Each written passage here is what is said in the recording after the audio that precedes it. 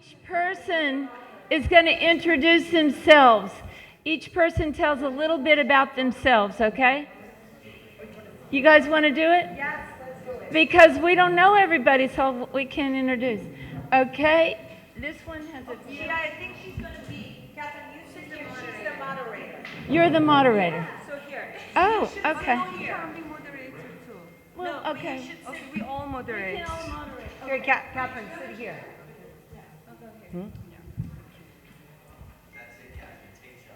Well, I'm the director, so we got to Jamie, take charge. you and Chris can produce. And we can always go back if Pascal comes in, he wants us to start over, we'll start over. Exactly, yeah.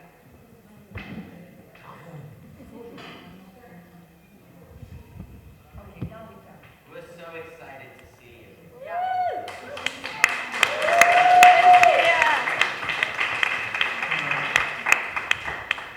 Starting.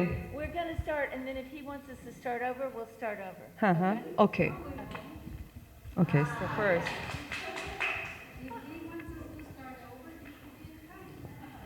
Very good. But time is a construct. Diane and I have a date At the shop. yeah.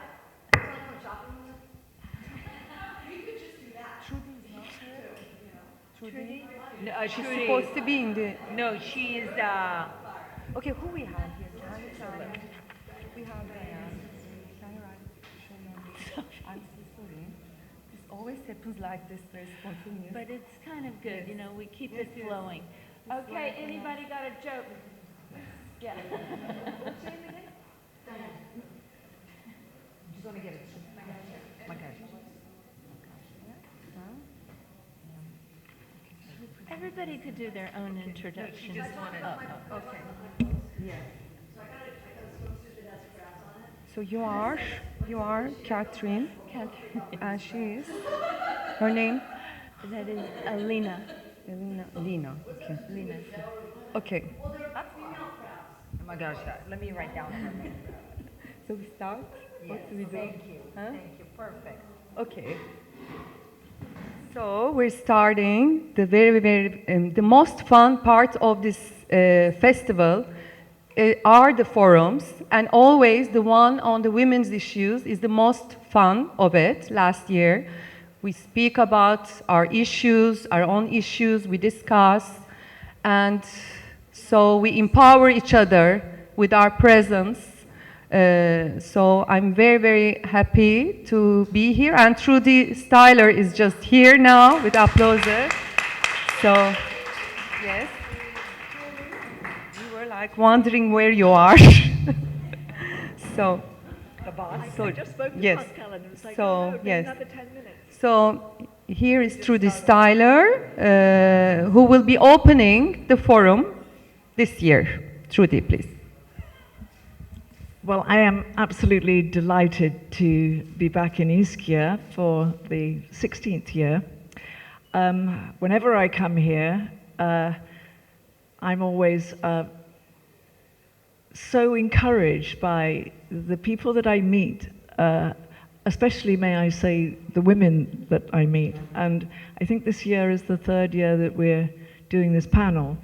And I think that we're pretty good listeners, women. I think that, not saying anything about the boys in the room or men in general, but I think that what I've discovered in my quite long life now is that whenever I need some real, honest, straightforward counsel, it's usually my great women friends that I go to. We have the same bodies, so we can talk intimately about things that go wrong or right with our bodies. If we're in the entertainment industry, we can sort of be a community that are stronger together. I think it was Hillary Clinton who said it takes a village. Certainly, our entertainment industry really thrives more because of women's mutual support for the work that we all do. I think that there's a lot of encouragement with each other in the way that we we want the best for each other. And so it is today that I'm delighted to be here again, and the great man himself has just walked in, Pascal Guittadomini. We have no idea how he puts this event together every year, but it is him and only him and his cohort of brilliant colleagues who just work tirelessly. So Pascal, I know you don't like taking the applause and you're pretending not to listen to me now, but I do want to say thank you so much. We need to have an Italian, and what in Italian? Raffaella De Laurentiis.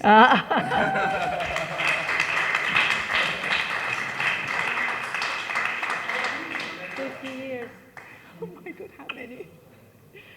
I was trying to be incognito to see what was going on. Raffaella has just joined us, and I'm very emotional because my husband did Dune with Raffaella when I think he was. Years ago. Oh, there you go. I think it was 50 years. Yeah, well, he's 81. So, in 1981. yeah. Oh my gosh. There you go. A little lifetime. So we've got a fantastic panel. I don't want to take up too much time with just doing a welcome. We've got some people joining. Thanks very much, guys, for joining us. Find a seat if you can. We're about to start. And I am going to hand the microphone over to you. Thank you. So we start, and we each of us speak. Right? Start by asking us all questions. Yes, with just One second. Okay, so I promise I'll be very short, and I don't want to really take the moment, because this is a women moment. So I'm very, very respectful for this amazing group of ladies are here.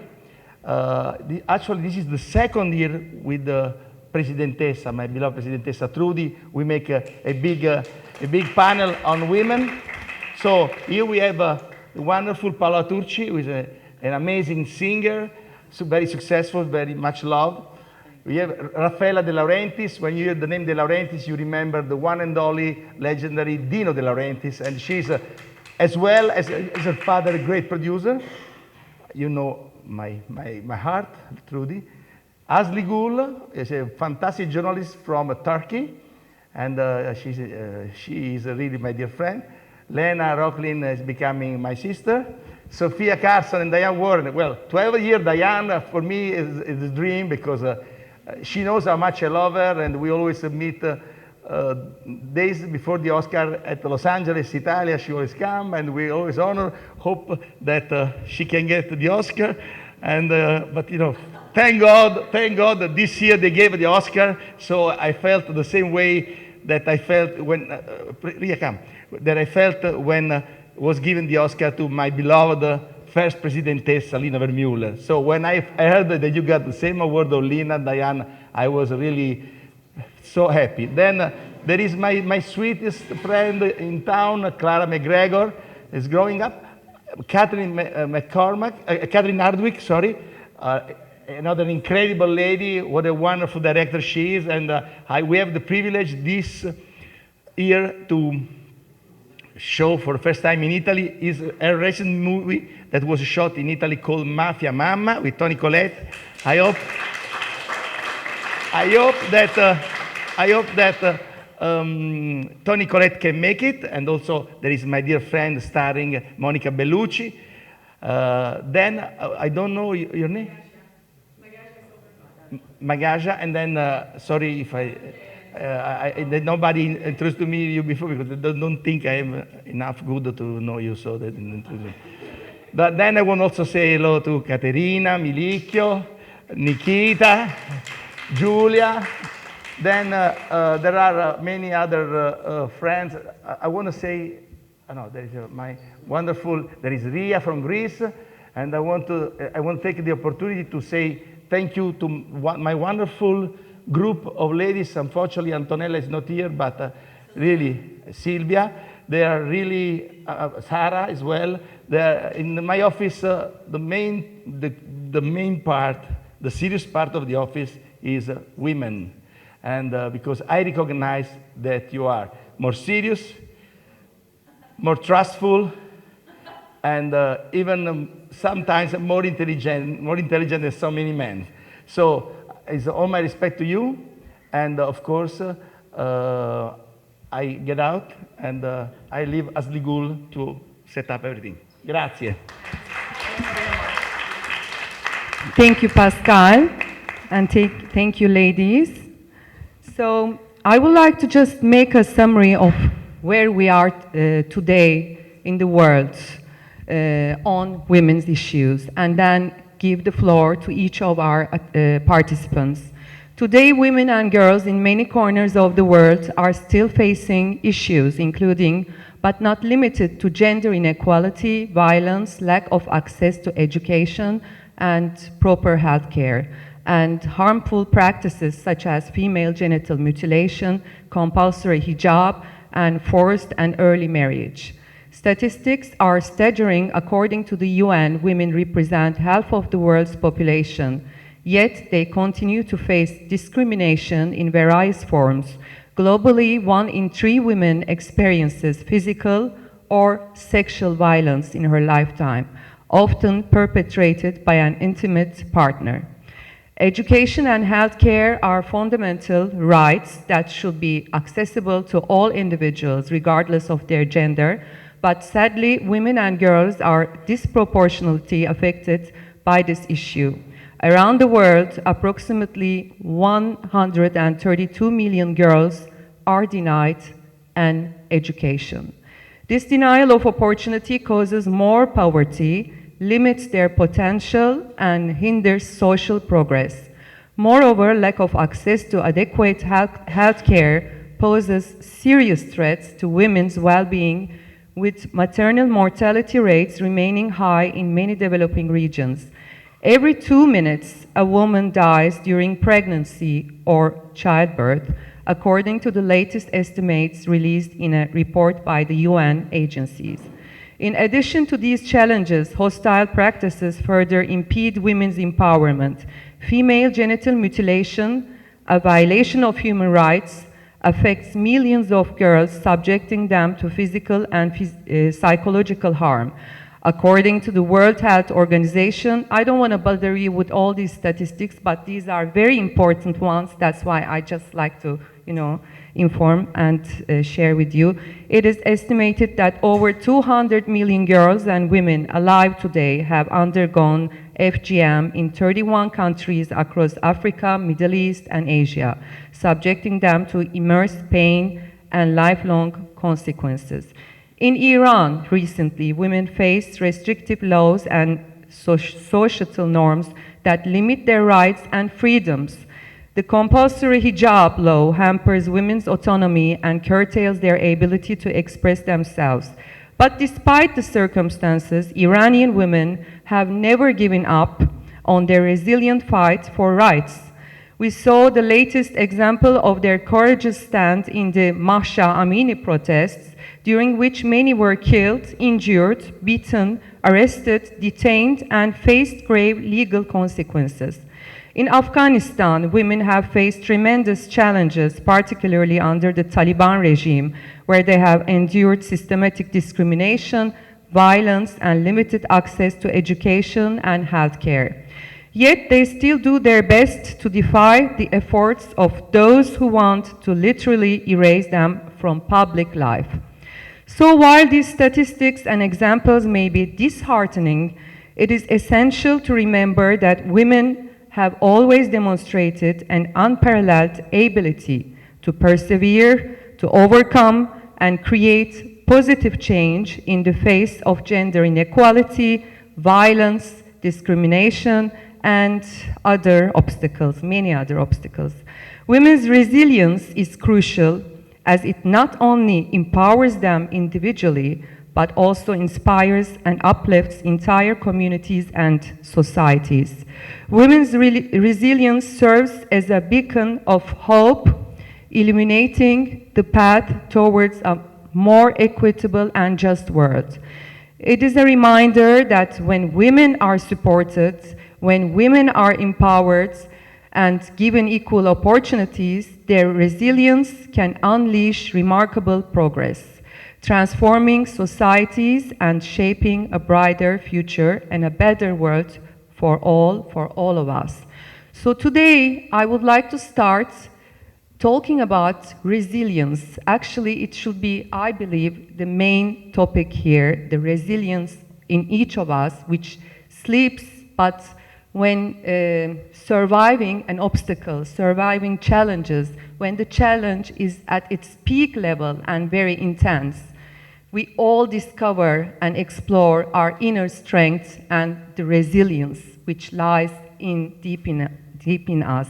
So, first, I would like to give the floor to dear Diane Warren, who has inspired us all through her songs, through the lyrics, and who's been empowering us all. I'm sure each of us here have related one song at least of Diane's throughout the years, which we found ourselves in it.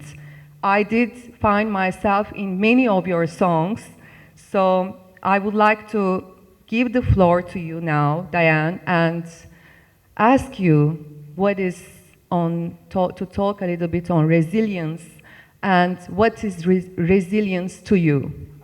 Resilience is, thank you. Resilience is the key to everything that I do because it's hard. Like it's hard to deal with a lot of stupid people in my business, you know. And you just always have to constantly, you know, like when you believe in something and you just have to like not listen to naysayers. I mean, my whole life has been someone telling me I can't do something and going, fuck you, I can. Can I say that? We're not on TV or anything. So it's just like, yeah, it's like I was definitely born with a really strong resilience gene. I think a lot of us have it too. I mean, to succeed, honestly, to succeed in anything, you have to have it. To succeed in our business, since we're at a film and music festival, you better be resilient as fuck, or it's not going to ever happen because there's too many. So am I offending anybody? How do you say resilient as fuck in Italian? Anybody know? What? What? Resiliente. Is that like that? I think so. Oh, that felt good. I like that. Anyways, in a nutshell, that's how I feel about it.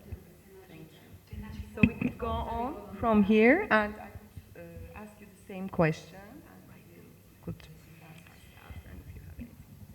I think the biggest thing that in our creative world, whatever facets you are, you really have to treat bad days as good and the same as good days. Because the truth is, you know, most days are incredibly ordinary and they don't click. But where I see resilience is just constantly remember we're in the most exciting battle in the world. And there's going to be a lot of hard blows, and we all experience them. And you, right when you get to the top of the mountain, suddenly there's this really great Instagram post, which I'm willing to share with everyone. And it's this mother bear and baby bear. And the baby bear keeps, I don't know if you guys seen it, it's like bigger, keeps falling down. And there's a moment he's going off a cliff. But finally he gets himself up, and I feel that's Hollywood. And so like you really gotta understand that it's constant process and not a destination. And for that, you just gotta keep climbing, you know, and just have that mojo that keeps you constantly remembering that we get to do magic.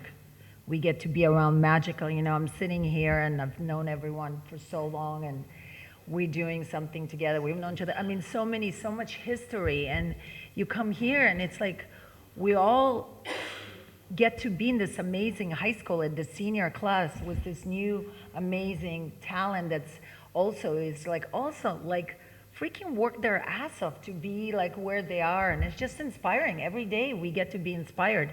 So is it resilient, or is it the fact that we still get to do magic, you know? I mean, look, yeah. Resilient, you don't deserve to. Exactly. You don't get to play in the magic. Can I give a shout out to one of the hardest working Yes. people I know right here, Yeah. Sofia, Carson, who deserves every bit of her success. Just want to say that. But then she's a little bear that's climbing She's up the mountain. Yeah, but we work so hard, and you deserve everything. So anyway. Thank you. Thank you so much for that. Song, we see that empowering those lyrics, and you could tell a little about. Yeah, absolutely. I'm so honored to be here with all of you extraordinary women and my dear, incomparable Diane. I believe that resilience and tenacity and determination is part of the DNA of what it is to be a woman. It's in our blood, it's in our bones. I think it's synonymous with strength, is synonymous with women. And as you so beautifully said, this industry is filled with uphill battles and closed doors, especially in the beginning, but all the way through the end. And I guess resilience can also be an understanding that that closed door is not a no, but to take that no and to turn it into drive and to turn it into passion and to never accept a no and to know. When you hear the word no, Here, yes. you're dyslexic. All of a sudden it's on. Exactly, all of a sudden it's on. Turn no into on. We shot the movie, is it at the Oscars? I'm like, Diane, the script is not right. Yeah, and sometimes you have to break doors down and make a space for yourself. And when you do, as women, I think it's our responsibility to use our voice to lift up the voices of the voiceless, to lift up and celebrate the voices of women, which is something that I was so honored to get to do with Diane and our song Applause, applauding the women of the world, applauding that tenacity and that drive and that determination. Yes, of course. Wow, that's all very hard to follow. Everyone really said it very well. But yeah, I think it's definitely about not taking no for an answer and turning that. I really like what you said about turning the no into your drive. I think having a chip on your shoulder is good, and it really pushes you. And if that rejection can turn into fuel for you, then I think you've won.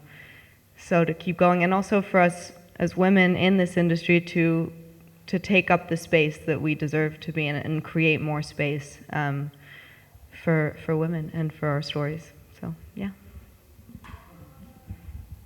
Oh, hi. I think yeah, resilience helps creating your own opportunities, especially as a woman, because being given opportunities is harder as women. And I mean, I really connected with what you said, so I don't want to repeat, but you know, it's just no, yeah, never take no for an answer. And for me, at least, you know, that just as an actor, director, producer, it just helps me move forward. And it's like, okay, you don't want to work with me, you don't want to do this, and you don't want to do that. I'm just gonna go do my own things, and I'll forgive you, and I'll just move on, and maybe one day we'll work together. And yeah, of course, always. But but yeah, I think yeah. Hello.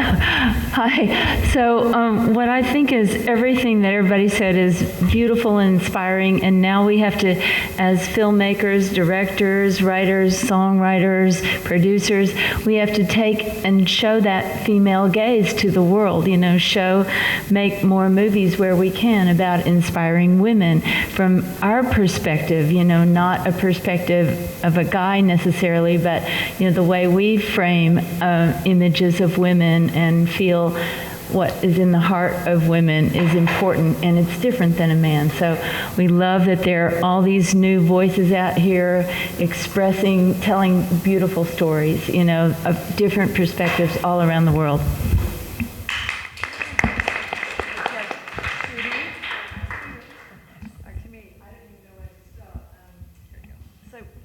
Resilience is a great topic in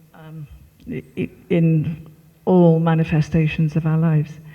So I'll tell you a little personal story with where I really learnt the first lesson of resilience. It was a summer's night. I was 18 years old, and I'd left school, done my A-levels, and my dad said, okay, Monday you go out and you get a job. And I said, a job? Where? So he said, go to the Harris Brushworks. The Harris Brushworks was the local factory where they made paintbrushes. And my dad was a good man, but he had lived through the war years and left school at 12. And he said, no, what do you think you want to do then? And I said, I want to be an actor. And he said, there are no actors in Walls Road in the Midlands.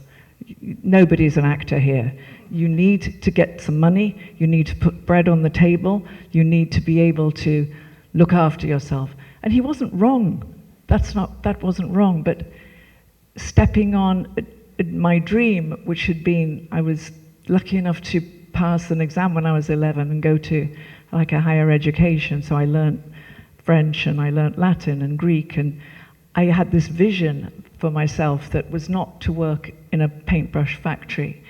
And so we had a ferocious fight, my dad and me, and I found myself going up the stairs, and I found a little teeny suitcase and I packed it, and I hitchhiked all the way to Stratford-upon-Avon because I thought, why not start at the home of William Shakespeare if you're going to be an actress? And by the time I got there, with my hot head, it was 11:30 at night, and I'd also I'd stolen some of my father's money from his wallet. Now, my dad was a factory worker, he was not a rich man, so it was about £20 or something. So I'd hitchhiked some of the way, and then I got into a taxi, and the taxi driver said, well, where are you going, love? And I said, I'm going to, Stratford-upon-Avon. He said, yes, what street? And I didn't know, because I hadn't got a plan other than to becoming an actress at the Royal Shakespeare Company. So I sort of started to fudge it, and I was getting a little bit upset and a bit frightened by now because it was dark. And I said, I think that the road had some trees in it and nice houses. So really thinking I've got to like knock on the door of someone kind. And so he got a little bit impatient, and then I spotted a street where it was well lit and leafy trees, and I said, this is it, and I just had enough money to pay him. And then I looked at each house, and I thought, which one will it be? Which one will open the door to me? So I knocked on the door, 11:30 at night, and the door opened, and two heads peeped around, both in their dressing gowns, and I said, my name's Trudy, and I've run away from home, and I've had a fight with my dad, but I want to be an actress. And so they said, you better come in, dear, and we'll make you a hot cup of cocoa, and you can tell us your story. And that lady's name was Hester Hawkes. And some 40 years later, I thank Hester every day of my life for giving me the opportunity, for opening the door. So we can only be resilient when we are in such dire straits and the door gets open to us and someone will say, I'll help you. But Trudy, I'm going to say you were brave. And that's where your bravery of standing there on that street, and this is that's the other flip side of resilience, is what I walk away is your incredible bravery on standing at 11:30 p.m. and trusting in your destiny that you can knock on a door and ask for help. But I think, thank you, Lena, thank you. But I also think that the lesson in that is then pay it forward.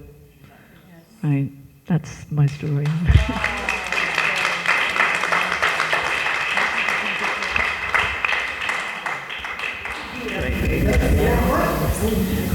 I'm actually trying to find the perfect translation for the word resilience in Italian, and I can't quite find it. But I think it's tenacity, it's strength, it's stubbornness, it's all those things put together. And because this is a panel of women, I think that in the DNA of women, we are built more to do that. We are built to multitask, think about many, many things at once. That's why I think some of us make better producer and better organizer than men. It's because we have the ability to do that, be resilient in everything that we do every day.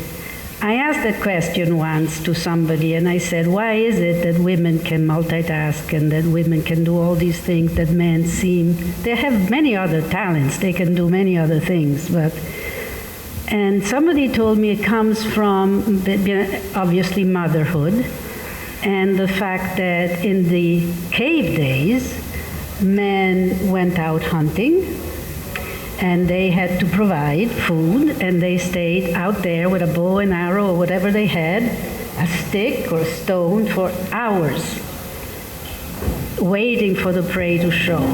And women were at home, cooking, cleaning, washing, taking care of the kids, cleaning the cave, and I think this is still like this in our lives, in our society, and all that.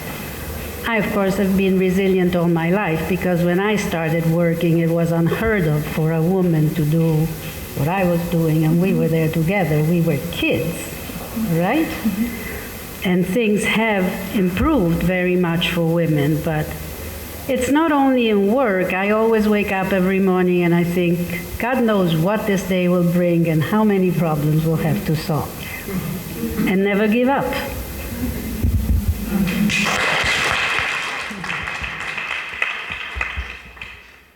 Sorry if I change program, ma non vorrei sembrare una francese, ma vorrei parlare in italiano, se voi siete d'accordo. Lo so, però questa non è resilienza. Scusatemi, adesso farò traduzione, ok? Ho pensato, dopo aver ascoltato tutte le donne presenti, meravigliose donne presenti, a cosa sia per me la resilienza. Voi non capite niente di italiano, vero? No. Poco. Ma magari la signora De Laurentiis mi aiuterà a tradurre. Raffaella, scusi. No, scusi. Scusa, ok, grande. L'ho pensato, ma in realtà non riesco a trovare una storia che racconti la resilienza. Mi viene in mente la mia storia personale che ha a che fare con un incidente di tanti anni fa, e con questo incidente in cui ho cambiato i connotati nella mia faccia, io ho proseguito a cantare, ho continuato a cantare e ho continuato a fare la mia vita. Ci voleva più forza, ci voleva più coraggio, ci voleva più insistenza, ma l'ho fatto. Però questo non credo sia resilienza, credo sia una voglia irrefrenabile di vita. Forse allora questa è la resilienza per me, una voglia irrefrenabile di vita. Raffaella. I don't think I can translate everything because I'm not a professional translator, but I can give it a try.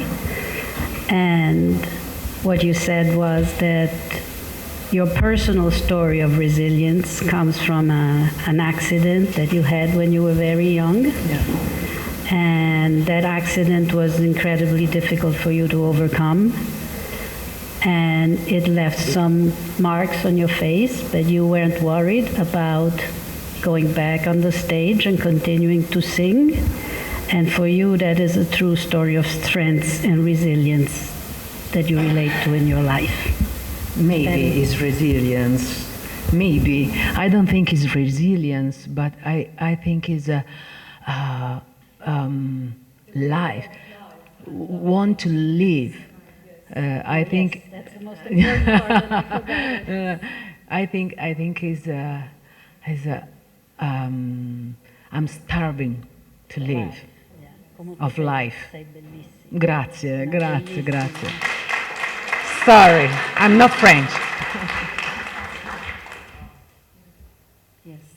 So, or shall I continue? How long are we going? Yes, I am very spontaneous. Okay, then we should talk, I believe, about equity, because statistics say that we will only be able, and we still don't know, to reach the equity within 132 years. So it is a bit far away from us, but I would like to ask you then, what is equity and what it means to us all? Because equity and equality, they are different but same. Because with the current rate of progress, it will take another 132 years. And I'm sure we all have been, each of us here in this room, we have experienced a gender discrimination this way or another, in an intense way or low way, smallly or big way, So I would like to ask you everyone here, what equity means, or to tell us a gender discrimination story you have experienced. I'm going to be very unpopular on this panel, so I just want to... No, I'm going to be unpopular. I have a lot of respect for when we were coming, at least when I was coming up with her agent, for example, who was my best friend coming up. We were both, and there's a woman sitting up there, Joanne Colonna, I'm going to do a shout out to you. We were all coming out. And I have to say, we had a lot of male supporters in Hollywood, in LA, before cell phones. Yes, there were the Harveys, and they go in the box, but there were a lot of really good men who allowed and helped us and were supportive and respected us for our brain. So I don't want to generalize, because there's a lot of terrible men, and there were a lot of great men who are supportive of women and women's strength. And I think the nice thing now, when we all started, they were harder. It did not feel there's as many spots for women. So maybe you actually felt a lot of competition from other older women you coming up. But I have to say that now the nice thing is the camaraderie.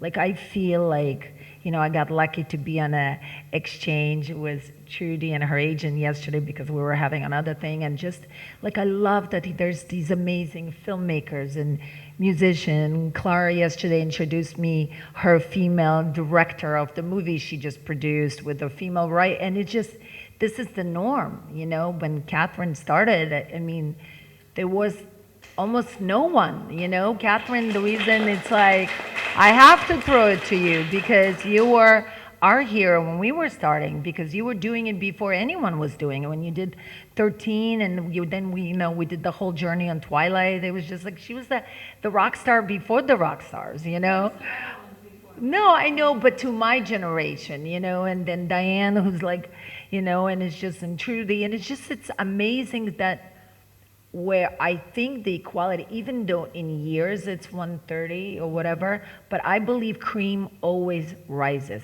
And it was really interesting for me. Yesterday I had lunch with these amazing women sitting there. But what I was really inspired by you guys, because, you went into this, and you get inspired by like this little, like, she won Big Brother contest. And I was so fascinated with that, because she walked in and she was like, I'm not playing any games. And she was there and she played no games, and she was like, I'm just going to be kind and I'm just going to play it forward. And she won, and I think that's what changed, is now you can be the kind, good person and the camaraderie. But at the end, I just think it's moving much faster. Like, we all just like, look at this, like, this wouldn't have happened till 3 years ago when you started it, right, Trudy? And now it's like, this is the norm, so it's moving much faster.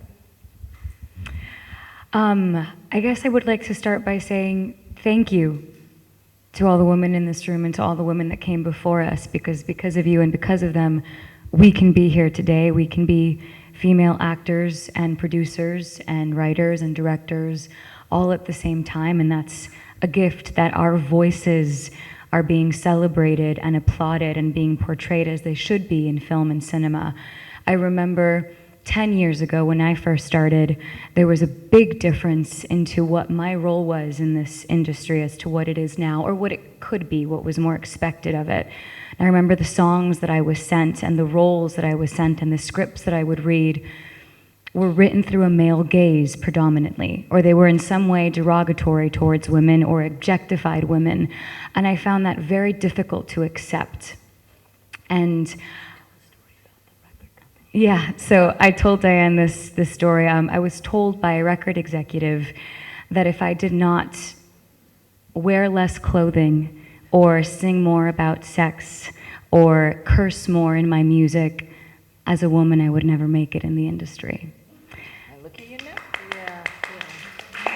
Yeah. And then this year I had the honor of singing Applause on the Oscar stage, a song that is the antithesis of that and celebrates women. So I have seen a very big shift, and now we get to walk into rooms as equals, as producers, as collaborators, where our voices are celebrated, and it's a beautiful thing. We still have a long way to go, but I think we've seen a lot of change in the last years because of the bravery of extraordinary women. Yay. And I never got the memo that a woman was less than. Yeah, I mean, I didn't. I mean, I had to live and die by the songs I write, and so it wasn't like someone ever did my song. I mean, you know, because I'm a woman, or didn't do it because I was a woman. They did it because they loved the song, thought it was a hit song, or it touched them. So I never got that memo, but like something that happened, like what happened with you, that's, I mean, disgusting. You know, a middle-aged record executive, like if your tits and ass aren't out, you know, you're not going to make it. How disgusting is that? Anyways, but it's harder for artists or for actors or actresses. But my personal thing, like I said, I didn't deal with that. Either they liked the song or they didn't like the song. So that's just my thing. You know, yeah, whatever that means. Yeah, I just have to say, I mean, I have to second the fact that, you know, as someone who's, within the first decade of starting my career, that, you know, I stand on the shoulders of a lot of women who came before me, because I felt like it has been overall a pretty welcoming space. I started producing recently, and that's the only couple of times with some investors and stuff I got a lot of, oh, you're too young, you wouldn't have seen this, don't understand the reference and stuff, but that's almost more ageism than anything else. And I think that history makes it very clear that I have a lot to owe to the women who have come before me in this industry and have made it a place that does feel safer than it was, and it is moving very quick with that. So yeah, I think we're doing good work, ladies, in that sense.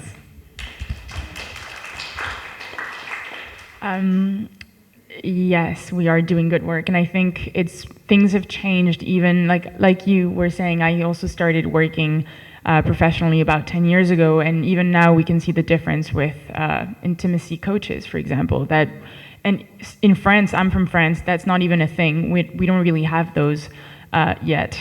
But I guess for me as an actress, I would always get those roles that are for, like, I mean, I hate to say that, but like just colored, you know, so like as a non-white actress, I would just get those roles where it's like written out, and then all the other roles are for, I guess, normal people, because it's not described what they are, because they're in the norm. And so it's either like the drug dealer or the prostitute or the cleaning lady, and slowly things are changing, and we're now being given roles that are, you know, more substantial. And as a director and a producer, every time I'm looking for investors, every single time I'm dealing with men, there's this thing where they always want something else, and I have to really make it clear that nothing's gonna happen. I'm here to work. I'm here to be professional, and it's just very difficult, and it's exhausting to be treated like an object sometimes. And it's like, no, I just want to make films. Can you take me seriously? And would it be different if I was a man? What would you do? So I guess for me, that's what I'm fighting against. And I'm also organizing a panel like this in Venice during the Mostra that takes place in September. And I started last year, and I'm doing the second one this year, and it's for female filmmakers to open the discussion about this, about how do we continue making films as actors, as directors, producers, filmmakers. How do we move on? And things have changed, but have they really changed? And how do we keep it up? So yeah.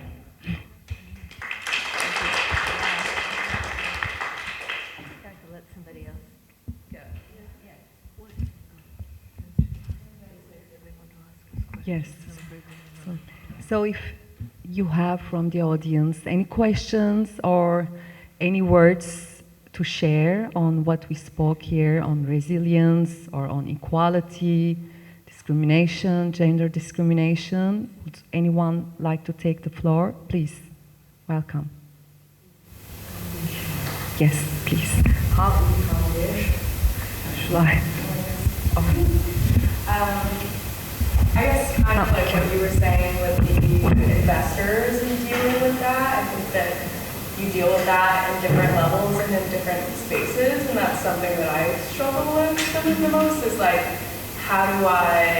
do you just like cut it off harshly? Is there a way to like go around it? Like what, just from your ladies' experience when you have dealt with those situations, like how do you go about those? Because I Resilience.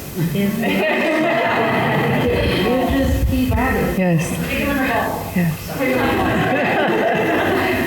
I personally am very grateful for each challenge I had to overcome, for each difficulty I had to go through throughout my own experience in life, because each of them made me stronger. And today, who I am lies in the past. And so I'm very grateful for those challenges.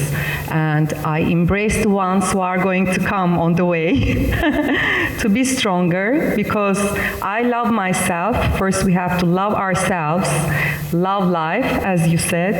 And this is how we have the resilience within.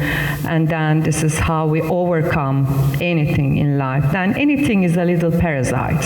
So, yes?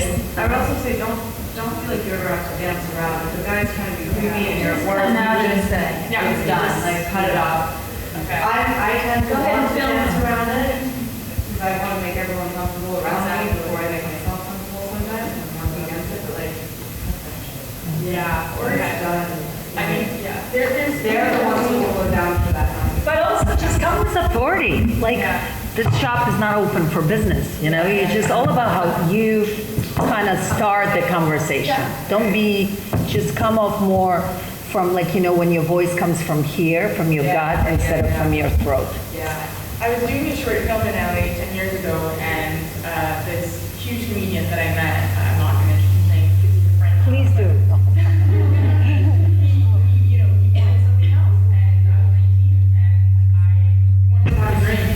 No, let's have breakfast. And then we had breakfast, I remember. And I was talking to him about this short film that I'm trying to do, and he's not really paying attention. And then I was just like, look, what do you want from me? And he was like, oh, nothing. And I was just like, I just want to be friends and like potentially work together one day. And he was like, oh, yeah, that's fine, we're just gonna be friends, And then now he's an investor in my films, but it's still hard work, and it's still, sometimes he will say things that show me that he's not, he's always gonna want something, But it's for me to be like, this is never going to happen. Sorry.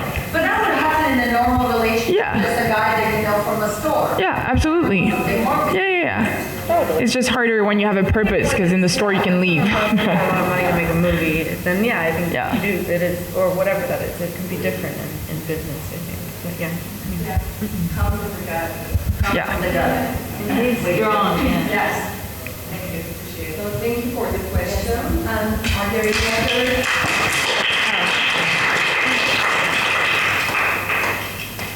Hi. Really similar to Michelle's question, actually. There's so many incredible female directors, writers, producers, but I don't see women infiltrating into the investment circles quite yet. Like the last film I made was actually in the festival. We had female writer, producer, non-binary writer, female producer, female director, and we were still asking men for the funds. Yeah. I just don't see women in that arena, so how do we infiltrate that kind of industry? Money. Money. We need to make more money. And then put it in the film and not into vulgar jewelry. Yeah. No, there are actually a lot of women in banking, especially France or Europe, that actually help invest in films. You know, they're not the proper bankers, but they are the ones that gather all the people together that can help you put a movie together. There's many women that do that. But not enough, to her point. She's right. In LA, there's very few. Well, in LA is different than in Europe, LA is yeah. different. But that's the fault of the women not choosing to put their money in the movie. You can't just, you know what I'm saying? You can't just blame the system. There's women with money in Hollywood that don't put their money, you know what I mean? They just don't invest in movies. So we just all agree as a collective. Yes, we just gotta, Continue investing in. we have to. Well, the studio system is run by men largely. And I think the number of screenwriters that get their movies made are predominantly men, and I think a woeful, like 5% are women writers. The narratives that are being put onto the screen and onto our large screen, small screens are men's narratives. But in each one of those screenplays, if you made the protagonist not the guy lead, but you could put a woman there, you could have the same film, because you know a woman can play a male role almost in every beat of the film, and I think it's encouraging in our workplace that more women should write. Do we have a perspective on this? That the amount of movies that I've made as a producer have been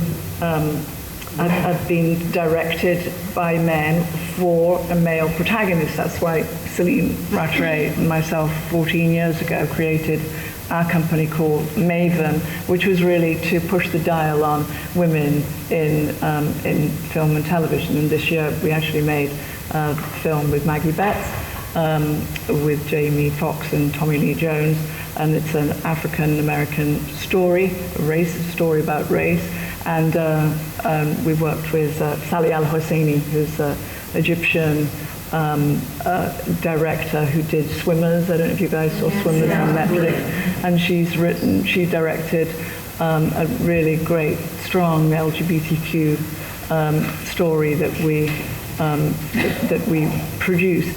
I think it's really just women in film who have got great stories. You can, even if you don't see yourself as a writer, you can certainly, pitch an idea, find a producer that you like, and I would choose her.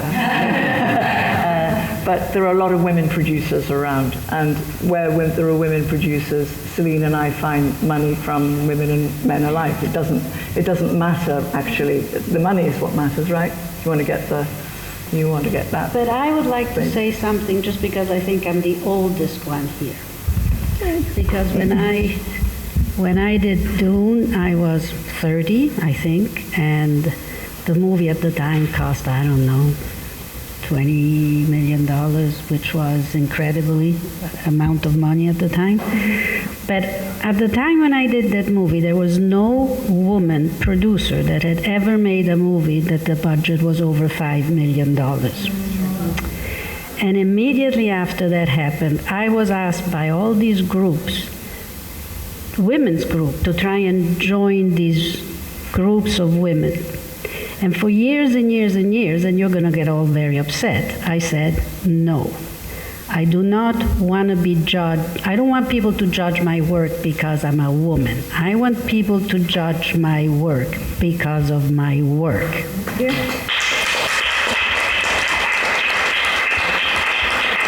Now, And you know, I don't know, there's an organization in Hollywood called Women in Film, and I got 10 letters from them, and finally once I responded.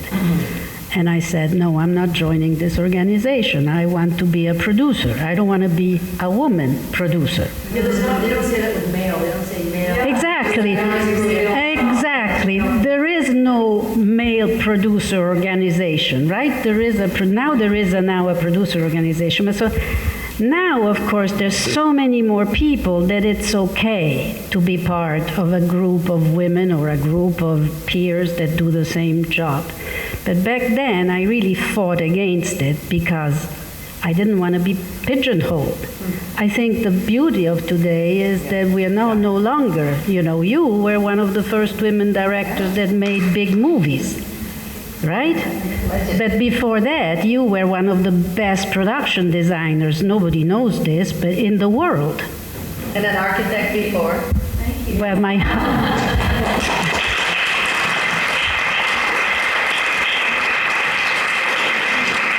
and that's my background too, and I think that that's what makes us good at filmmaking, is that we come from architecture and all that. It's building something. Yeah, it's building something. Yeah, it's the same thing.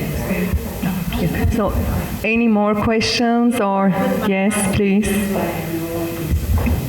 I have two questions. The first one, the one and only, Diane. I want to know all those songs, when that happen, when you feel full, empowered, happy, resilient, or when you feel weakened, surrender, pain. Wait, well, I don't understand the question. When do your songs come? You feel? When I feel anything, when I just get inspired. I go to work every day. Today I was stuck on this song, and I thought I was gonna have a guitar in my room, but I didn't. And I was like so bummed out. I went down to get some coffee. I still have to finish this song, or I'm gonna go crazy. And I found a piano, and it was like finding water in the desert. I just sat there for 2 hours. You said, yeah. So I got lost because this place is fucking. I don't know how to find my way around it, but I did find a piano. It was really cool. That didn't answer your question, did it? It's an everyday. I work every day. I go to work every day. Even on it's not on vacation. 4th of July, she worked. Oh my God, 4th of July, I worked 9 o'clock until like 7 o'clock because I was really stuck on this song, but I got it, so it was worth it.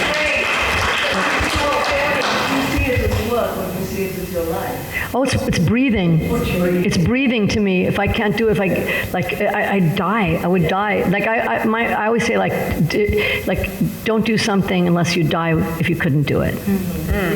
So I don't know. Does that make sense? Yeah. What were you going to say? Can I say? I wrote a screenplay about Diane's life, and we're working on making the movie because her life is crazy, and it's all about her childhood and now, and you see that kind of crazy brain that she has. And the second question is about our community. I am so proud of the LGBT, and we feel so inspired by you and empowered by you. I want to know, how is the other way around? Are you talking to me or how will we LGBT community affect you and your creation? Everybody here. Everybody. I have a wife. Talk about it. I have a wife. Yes. Yeah. Wants to start. I think one voice. 4 years on an island in the South Pacific, where when you working, by the way, I make movies there. That's another story.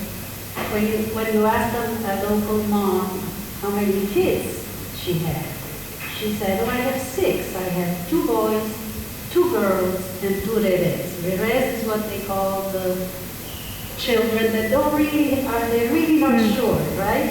And it's totally an open society where the mothers grow up, and it's totally accepted, and you realize that we put so many rubber stamps on ourselves that make so many people unhappy, and that has no reason to exist. So that's how I feel about it. I feel like I'm in Polynesia and it's all good. Yeah.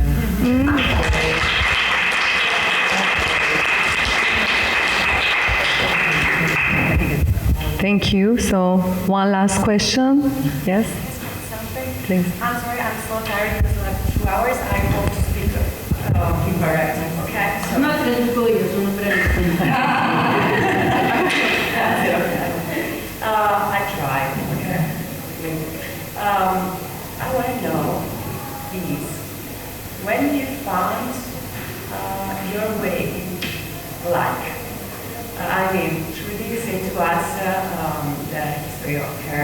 so she had clear ideas. So she wanted to be an actress, and so, okay, I do everything. I go away from my family and I do, okay? I don't know in which way, but I will do it, okay? So, girls, producer, actress, come on, Yana, I said to you this morning. Oh, yeah. So, she saw me was playing. Yeah, because I hear music, and so I heard you changed playing my the same role thing to over and over for a music. fucking hour, didn't you? Over and over, the same chords. But I love it. Because I got it after you left. I don't know what Jan, but it was amazing. So, girls, when you understand which was the moment, or I don't know how to explain more, I think you understand me. Very clear. I think I was very lucky because for me it wasn't a moment, it was always who I was. Oh, thank you. To me, as Diane so beautifully said, singing, acting, but most of all storytelling is like breathing. It runs in my blood. And I was very lucky that I had the support of my extraordinary mom and my family. She's here. But I think for me and for a lot of us in here, to be an artist is it's so much more than what we do, but it's who we are. But that was my story. Yeah.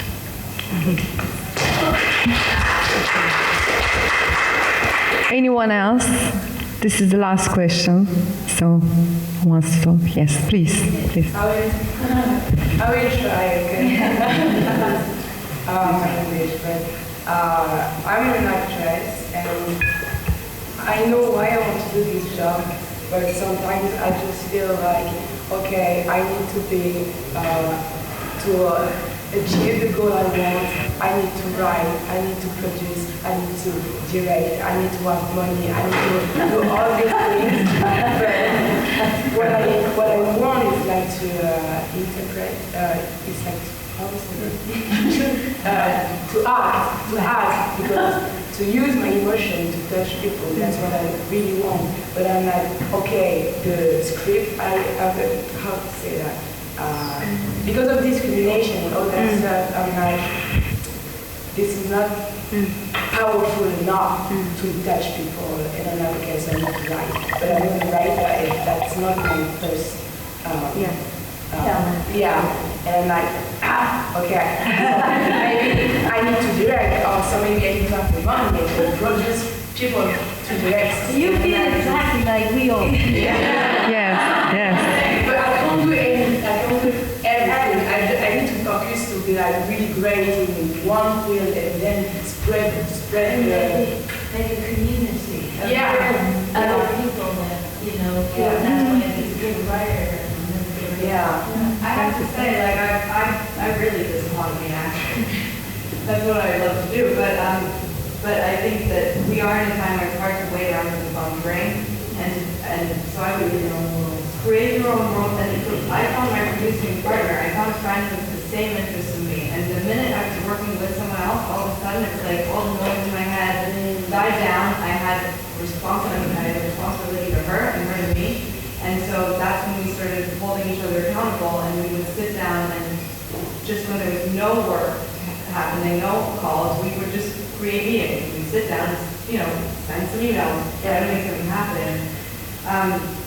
So I would say, find a community to work with, and I think that allows you more space to focus on what you really want to be focusing on. And producing is great, because you just kind of find other people who are really good at doing stuff that you're not good at. Form a team. Delegate. But where do you live? What city do you live? Sorry, there's in here. Okay. I can't wait to see what you do. No. I try. I'm for the artist house, like when everybody can meet like scriptwriter, producer, and director, and just work and create and let's burn the world, I try to do that in Paris, but you will. Hardworking. I'm also just trying to act, and I met a director 3 years ago, and I just kept in touch with him, and 4 that was 3 years ago. So I think if you just invest in those relationships and really, invest in them.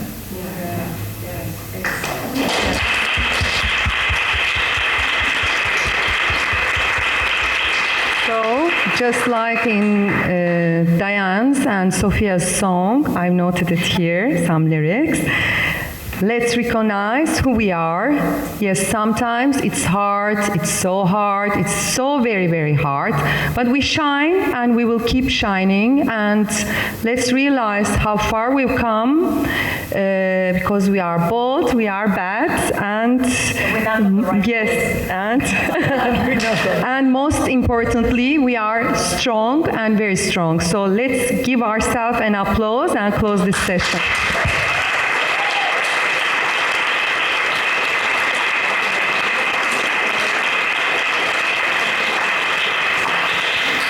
Yes, please. Posso dire solo una cosa? Raffaella, se può tradurre così non faccio... Ci provo. No, è velocissimo. Quello che mi piacerebbe, per esempio oggi pomeriggio è stato bellissimo. What she would like, because she loved very much this afternoon. Yes. Quindi parlare delle donne in generale, delle problematiche che affrontiamo ogni giorno, su come trovare la forza di superare i problemi. Ed è bellissimo sentire che le donne si supportano, si aiutano a vicenda. Adesso però ti devi fermare. No, però finisco, così poi riassumi come scrittrice. Quello che vedo nella quotidianità in realtà è che non succede effettivamente spesso nella vita reale, cioè nella quotidianità. Noi donne poi siamo tutte molto legate, molto... Però questo è anche un po' un problema italiano, perché poi ne possiamo anche parlare separatamente. No, era per dire come ho vissuto io questa bellissima... She said she loved this afternoon and she thought it was great to see all this group of women coming together and discussing their problems, and that she loved it and she wished she could have that in her daily life, but that she doesn't. And I said, I think part of the problem is because in Italy it's not as easy. I mean, they're a little bit behind, let's say, in this forward movement of women. So I think women are still not each other's best friends yet. But perhaps very diplomatic. I don't know how else to say it. Can I say something? Perhaps she will create a platform, and it will grow, and you will promote city to city, and it will be big in Italy. Yes. Why not? Perché no? Yes. Yes.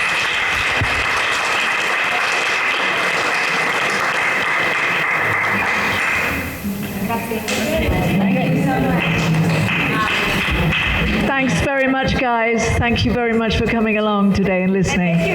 Thank you.